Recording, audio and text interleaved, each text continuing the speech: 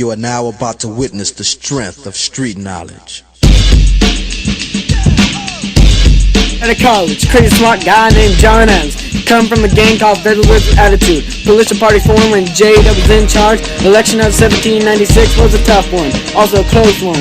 Got screwed by them XYZ crew, 12 million out of pocket. French coming at me, I stopped that war from happening. Give me that kill kill. Alien acts came up, kicking out foreigners. Sedition acts wouldn't let them talk bad. People getting sent home, resolutions came around, kicked the aliens out of town, came together to ally, cause those acts were unconstitutional. Then 1800 came around, Thomas Jefferson and Aaron Burr tried 30 times. Thomas Jefferson ended up winning though. Both stated that instead of first and second it was president and vice. It was a good win for the Republicans. John Adams was a great one, never got us in a war.